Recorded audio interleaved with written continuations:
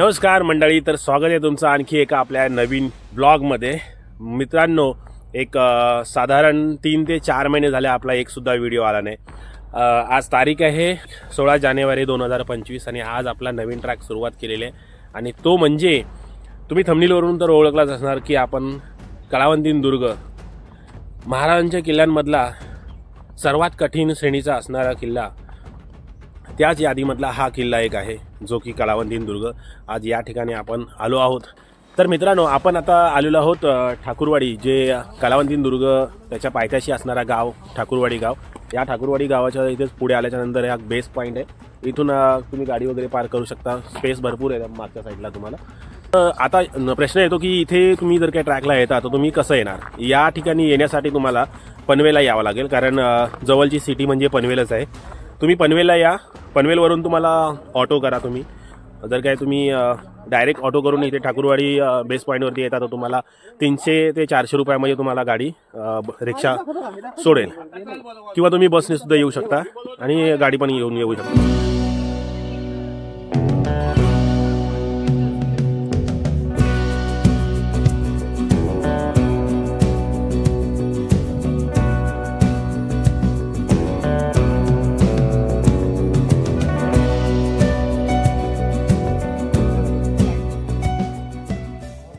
मित्रांनो, त्या तिथे आपल्याला तो कलावंतीन दुर्गचा पॉईंट दिसतोय आणि हा प्रबलगड माची आहे आणि इथे प्रबलगड आई स्टॉल म्हणून आहे। तिथे अशा प्रकारे नाव सुद्धा लिहिलेलं आहे प्रबलगड म्हणून।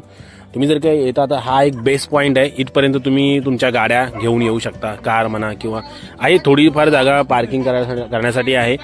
या इथे हा जो स्टॉल आहे, या स्टॉलमध्ये सुद्धा स्वच्छता खूप चांगली आहे। एकदम जो ओटा बनवलेला आहे तो सारवण करून सारवलेला आहे आणि या ठिकाणी तुम्ही बघू शकता जो यांचे नाश्ता पाण्याचे जे काय ते चार्जेस आहे तुम्ही पाहू शकता की चहा 10 रुपयालाच आहे, कॉफी 15 रुपये, मॅगी, कांदा पोहे, हे सगळ्या गोष्टीचे तुम्ही चार्जेस बघू शकता। धूम्रपान करण्यास सक्त मनाई आहे। इथे आल्याच्यानंतर या झुल्यामध्ये मी थोडा वेळ झोका घेतला, खूप छान वाटलं।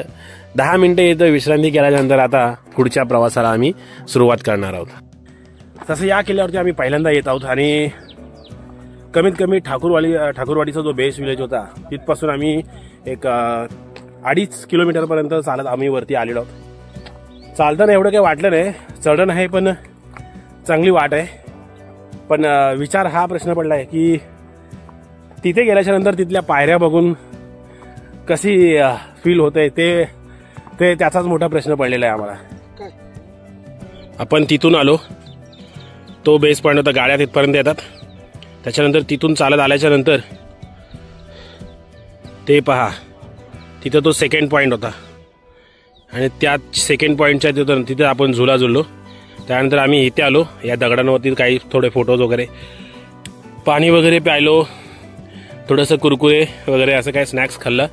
तिथून आता असं वरती आल्याच्या नंतर आपल्याला या इथे समोरच आपल्याला दगडामध्ये कोरलेल्या बजरंगबलीच्या काही मूर्त्या आहेत, त्या आपण बघूया।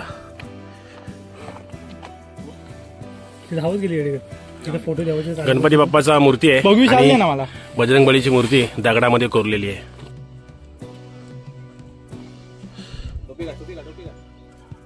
आपण ज्यावेळेस वरती आलो, अर्धा पाऊण तास गेला आपल्याला चढत यायला।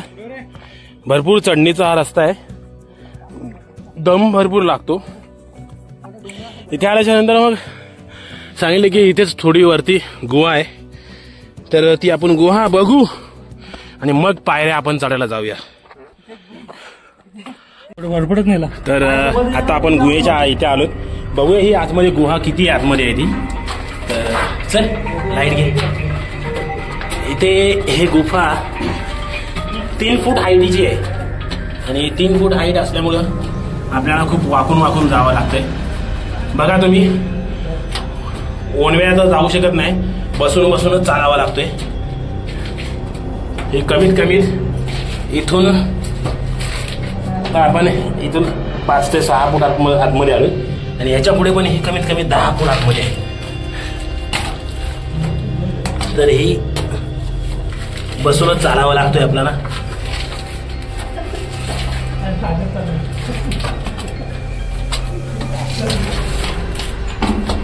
हे इथे 10 ते 12 फूट आतमध्ये आल्याच्या नंतर आपल्याला लेफ्ट घ्यावा लागतो, जो की 4 ते 5 फुटाचा आहे. त्यानंतर परत राईट आहे, राईट घेतल्यानंतर पुन्हा लेफ्ट आहे. आणि अशा प्रकारे आतमध्ये आल्यानंतर कमीत कमीत 20 ते 20 माणसं तरी आरामात बसू शकतात. तुम्ही बघू शकता 20 माणसं आरामात या गुफेमध्ये बसू शकतात. अगदी रोमांचक आणि रहस्यमय अशी ही गुफा आहे. आवाज तर तुम्ही पाहू शकता की किती यामध्ये आवाज दरमळतोय आणि खूपच छान वाटतं. असं ज्या वेळेस काही थ्रिलिंग ॲडव्हेंचर जेव्हा पाहण्यासाठी मिळतं ना, त्यावेळेस हे असे ट्रॅक करण्याचा आनंद खरा मिळतो. पायऱ्यांची आता सुरुवात झालेली आहे.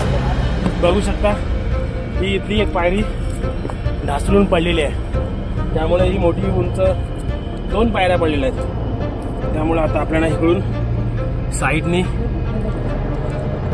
चढायला आहे, तर आपण साईडने जाऊया. प्रत्येक पायरी ही आपल्याला गुडघ्याएवढी लागते.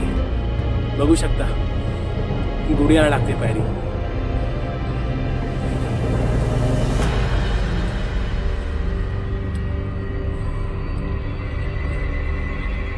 हरिहरगडाला कसं होतं ना की हरिहरगडाला प्रत्येक पायरी रुंद नव्हती, जवळ होती, अशीच हाईटला सुद्धा होती, गुडघ्याभर हाईट होती.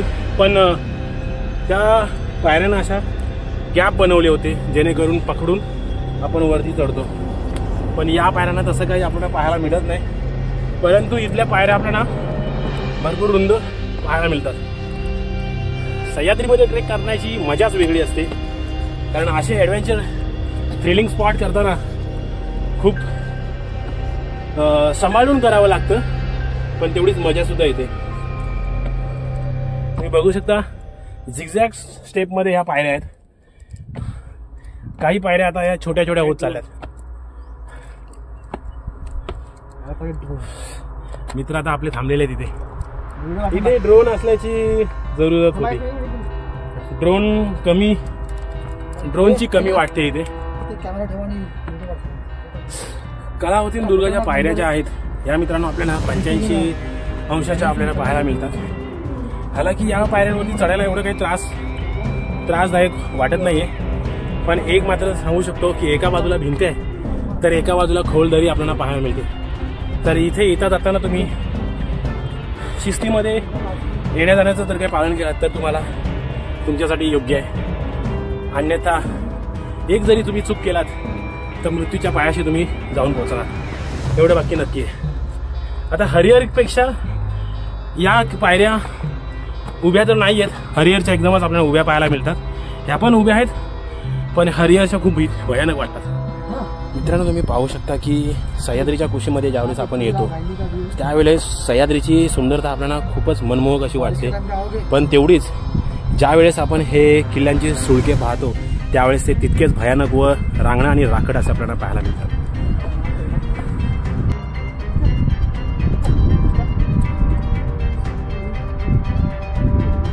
ज्यावेळेस त्या तिथून आलो आणि मग वरती चढून आल्यानंतर इकडे उजव्या बाजूला बोलतात की पाण्याचं टाके आहे, तर बघूया आपण इकडे कुठे आहे पाण्याचं टाके.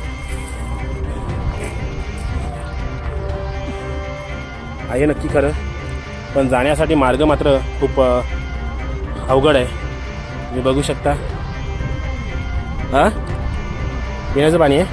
आता इथून हा जो बेस आहे या बेसच्या वरती आपल्याला हा जो टॉप पॉईंट हा इथे ह्या टॉप पॉईंटवरती आपल्याला जायचं आहे. तुम्ही बघू शकता ह्या टॉप पॉईंटवरती चढण्यासाठी हा एकदम उभाच्या उभा कातळाचा कडा आहे आणि याच्यावरती चढण्यासाठी आपल्याला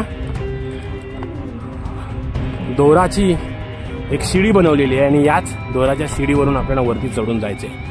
इथले ठाकूरवाडीतली जी गावकरी आहेत याच गावकऱ्यांनी ही अशी तुम्ही जेव्हा कधी याल या किल्ल्यावरती फिरण्यासाठी तर तुम्हाला या किल्ल्यावरती येताना या गावातून कोणातरी एका माणसाला घेऊन या आणि ते लोक मग हे रशी बांधतात आणि या रशीच्या सहाय्याने आपल्याला वरती चढायचं.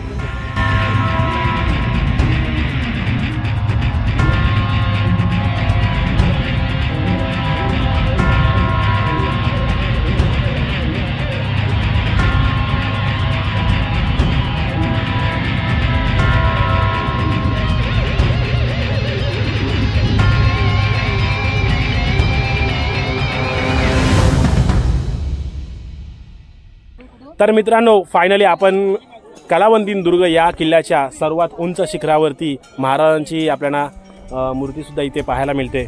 या शिखरावरती आपण येऊन पोहोचलो आहोत।